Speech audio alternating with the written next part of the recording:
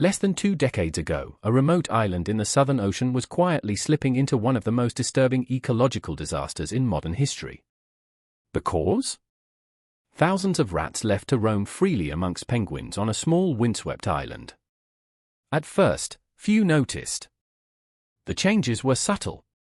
A missing chick here, a bit of trampled grass there. But what followed was a devastating chain of events that shocked the global scientific community. Macquarie Island, located about 1,500 kilometers southeast of Tasmania, was once a sanctuary of untouched biodiversity.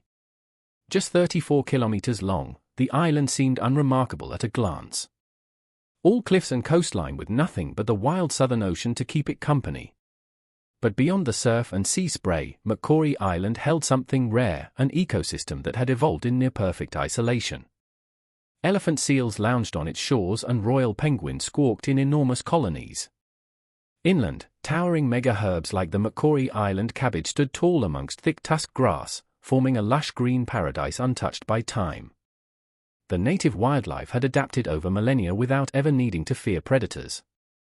Birds like petrels had evolved to spend their days soaring over open water, returning only at night to nest in their burrows, hidden from view and danger.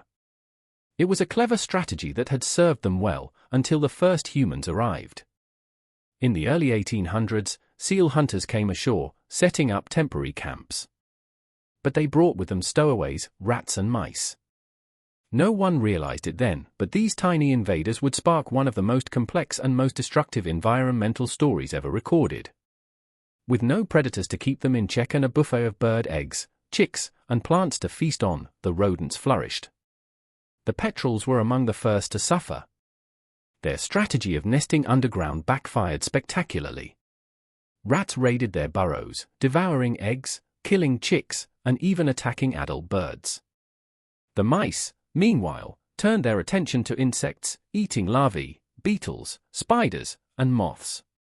And with each bite, they unraveled the delicate threads of an ecosystem that had taken thousands of years to build. The sealers, for their part, began to notice their own supplies being ransacked. Rats and mice were everywhere. Someone had the idea, perhaps intentionally, perhaps not, to introduce cats to the island, hoping that they would control the rodent population. And this was a classic example of a well-meaning solution gone horribly wrong. The cats and birds. The cats didn't just hunt rats, of course. On an island where birds had no natural fear of predators, the cats found easy prey. They hunted relentlessly, killing not just for food, but seemingly for sport. An estimated 60,000 seabirds were killed every year, 160 a day.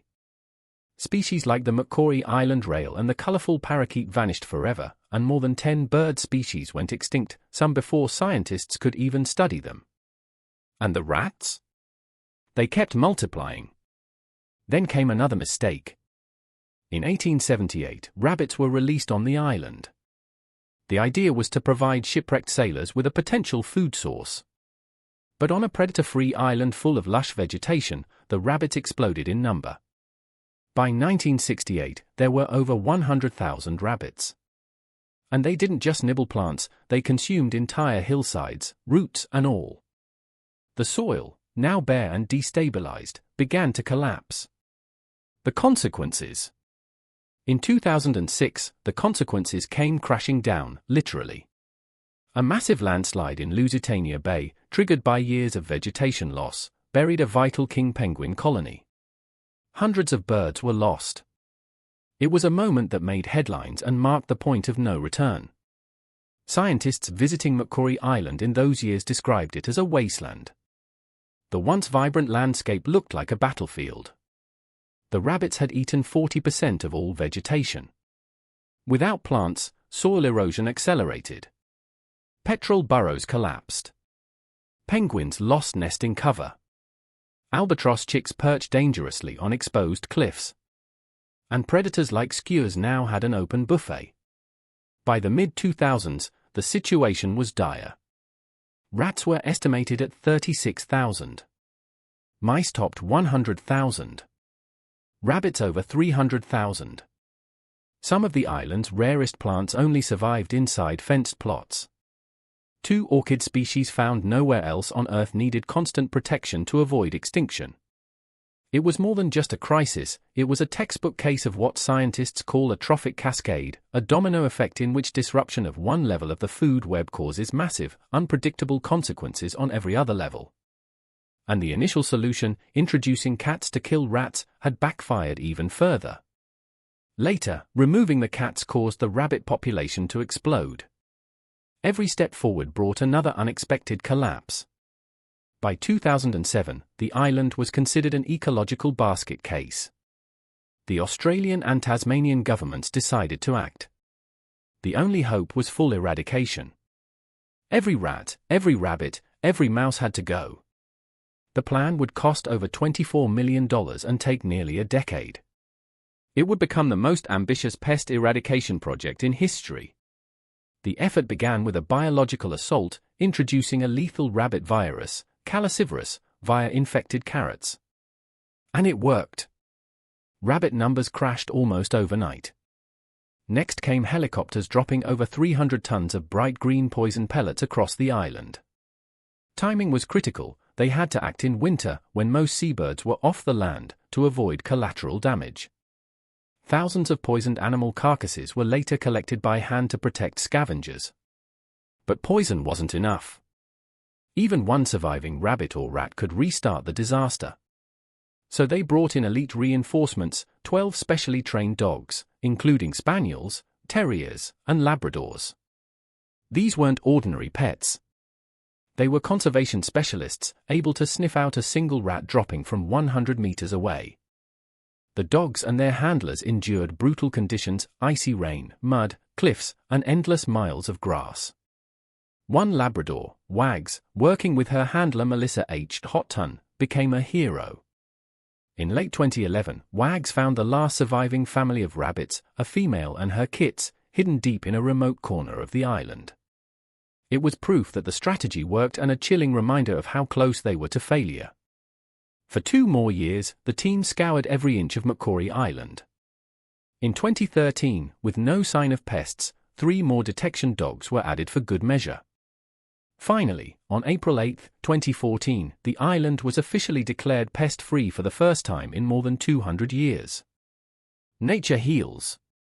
But the story didn't end there. The question now was, could nature heal itself? At first, expectations were low. Scientists warned that it could take 30 to 50 years for any real recovery. But Macquarie Island surprised them all. The first signs of life came from the soil. Plants that had survived only inside fence plots began sprouting across the landscape, and seeds long buried suddenly germinated. Melissa H. Hotton, who had led the dog team, chose to stay on the island as a researcher. What she saw was breathtaking.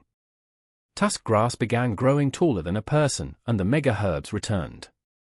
Areas that had been barren wastelands were now green and lush, and the animals came back too. Petrels began nesting again. White-headed petrel numbers soared. Grey and blue petrels, which had vanished entirely from the main island, returned. And as the birds returned, so did the ecosystem. Their guano enriched the soil, helping plants grow, and the plants provided shelter, attracting even more birds. The island entered a cycle of regeneration. Epilogue. One of the most astonishing turnarounds was the comeback of rare plants. The endangered orchids, once fenced off, now appeared across the island. Hupatitia australia, a rare herb with just a handful of surviving specimens, began spreading into new areas. Today, scientists estimate that Macquarie Island is home to more native wildlife than at any point in the last 150 years, and some bird populations are growing at rates of 10% per year, which is nearly unheard of in conservation. Satellite images show vast areas of green where once there was only barren earth. But the lesson hasn't been forgotten. Macquarie Island is now under strict biosecurity. Every visitor, every crate, every backpack is checked. Dogs sniff cargo. Equipment is scrubbed. Every jacket pocket is vacuumed. Because scientists know what's at stake, another invasion.